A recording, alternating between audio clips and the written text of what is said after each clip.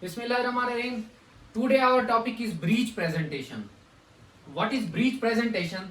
First of all, we will see the definition of breech presentation. The presentation in which the buttock, foot, feet are presented instead of head. ऐसा होता है कि एक vertex position presentation होती है, एक breech presentation होती है. वर्टेक्स प्रेजेंटेशन ऐसे होती है कि जो हेड होता है वो डाउनवर्ड होता है और जो लेग्स होती हैं वो अपवर्ड होती हैं. लेकिन एक अब नॉर्मल इसे आप केस कह लें जिसमें जो है जो बेबी है उसकी लेग्स डाउनवर्ड होती हैं और हेड अपवर्ड होता है.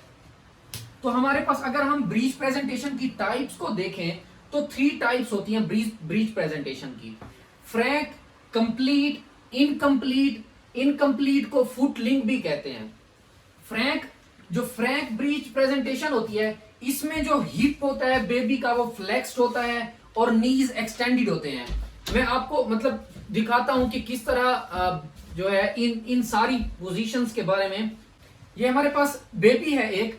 अगर हम फ्रैंक प्रेजेंटेशन को देखें तो इसमें ये इस केस में बेबी होता है कि जो हिप है वो भी हिप फ्लेक्स्ड होती है और इसके नीज एक्सटेंडेड होते हैं. और ये हमारे पास पोजीशन होती है बेबी की इन फ्रैंक प्रेजेंटेशन. इसमें देखें कि जो बेबी की जो हिप है वो फ्लेक्स्ड है और नीज एक्सटेंडेड है. इसमें ये होता है कि जो कॉर्ड होती है अम्बिलिकल कॉर्ड वो प्रोटेक्टेड होती है क्योंकि जो लेग्स में और ये आपका जो बेबी का हेड होता है इसके दरमियान में आ जाती है. तो इसमें जो अम्बिलिकल कॉर्ड है इसके प्रोलैप्स होने के चांसेस बहुत ही कम होते हैं. अगर हम कंप्लीट प्रेजेंटेशन की बात करें तो इसमें क्या होता है, इसमें जो हिप होता है बेबी का फ्लेक्स्ड होता है और नीज भी फ्लेक्स्ड होते हैं. बेबी की कुछ इस तरह की पोजीशन होती है, इस तरह की. तो ये इसको हम कहते हैं कंप्लीट प्रेजेंटेशन. ठीक है जी. ये भी एक बहुत ही कह लें कि मुश्किल होता है डिलीवरी के दौरान इस तरह की कंडीशंस के बच्चा नॉर्मली पैदा हो जाए.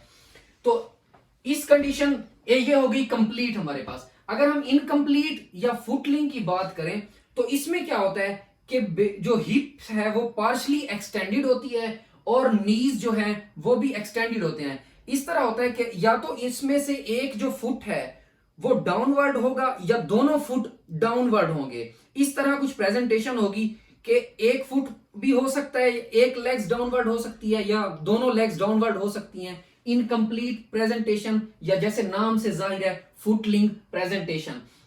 इसमें क्या होता है कि जो चांसेस हैं कॉर्ड के अम्बिलिकल कॉर्ड के वो डाउनवर्ड आ जाती है. ठीक है, क्योंकि बहुत ज्यादा स्पेस है इस सिचुएशन में. अगर एक लेग्स डाउनवर्ड पोजीशन में है तो स्पेस है कि अम्बिलिकल कॉर्ड वहां से गुजर के नीचे की तरफ आ सकती है. तो अम्बिलिकल कॉर्ड के प्रोलैप्स होने के चांसेस इस इनकम्प्लीट या फुटलिंग प्रेजेंटेशन में बढ़ जाते हैं.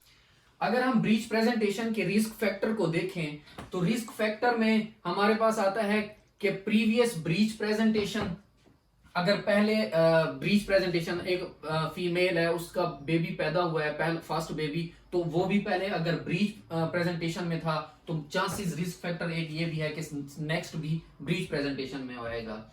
ठीक है. दूसरा है जी हमारे पास पॉलीहाइड्रोएमनियोस, ओलिगोहाइड्रोएमनियोस, यूटेराइन अनोमलीज, हाइड्रोसिफेलस, एनेंसिफेलस और कुछ कॉम्प्लिकेशंस होती हैं. वैसे एक और रिस्क फैक्टर है प्लेसेंटा प्रेविया. प्लेसेंटा प्रेविया भी एक मेन रिस्क फैक्टर है ब्रीच प्रेजेंटेशन का. अगर हम कॉम्प्लिकेशंस की बात करें तो 2 मेन कॉम्प्लिकेशंस हो सकती हैं ब्रीच प्रेजेंटेशन के दौरान. कौन कौन सी है जी? एक तो हेड जो है वो इंटरप्टमेंट ऑफ द हेड हो जाती है कि जो बच्चे का सर होता है वो फंस जाता है. ठीक है. और दूसरा हमारे पास अगर हम देखें तो प्लेसेंटा जो हमारे पास होती है वो प्रोलैप्स हो सकती है. उस प्लेसेंटा के डैमेज होने के चांसेस बढ़ जाते हैं. तो ये 2 मेन कॉम्प्लिकेशंस हैं ब्रीच प्रेजेंटेशंस की.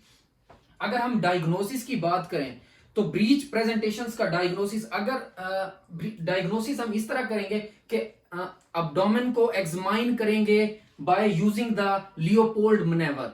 लियोपोल्ड मैनेवर को के जरिए हम एब्डोमेन को एग्जामाइन करेंगे और इस तरह से हमें पता चल जाएगा कि बेबी की कौन सी पोजीशन है, ब्रीच प्रेजेंटेशन है या वर्टेक्स प्रेजेंटेशन है.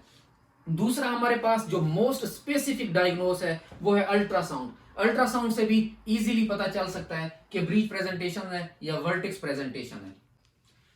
ब्रीच प्रेजेंटेशन के अगर हम ट्रीटमेंट की बात करें तो दो मेन टाइप्स हैं ट्रीटमेंट्स की। एक है हमारे पास ईसीवी एक्सटर्नल सिफेलिक वर्जन, दूसरा है trial of vaginal breach delivery.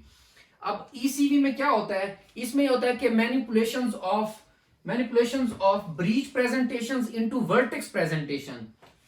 Breach presentations को वर्टेक्स प्रेजेंटेशन में चेंज किया जाता है। ये जो है रेयरली 37 वीक से पहले ईसीवी को रेयरली परफॉर्म किया जाता है, क्योंकि 37 वीक्स ऑफ गेस्टेशन से पहले स्पॉन्टेनियसली जो है ब्रीच प्रेजेंटेशन वर्टेक्स में प्रेजेंटेशन में चेंज होने के चांसेस ज्यादा होते हैं। तो इसीलिए 37 वीक्स से पहले बहुत कम ही इसको परफॉर्म किया जाता है। नेक्स्ट, अगर हम trial of vaginal breach delivery की बात करें तो ये बहुत कम और रेयर हम परफॉर्म किया जाता है वैसे, लेकिन इसके लिए कुछ कंडीशंस हैं। कंडीशंस क्या हैं कि फेवरेबल जो है पेल्विक होना चाहिए, फ्लेक्स्ड हेड होना चाहिए बेबी का जो एस्टिमेटेड वेट है, बेबी का एस्टिमेटेड वेट 2000 टू 3500 ग्राम तक होना चाहिए।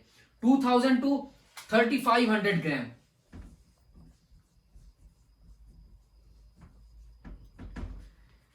ठीक है जी, ये हमारे पास कुछ कंडीशंस हैं जिसमें trial of vaginal breach delivery के लिए।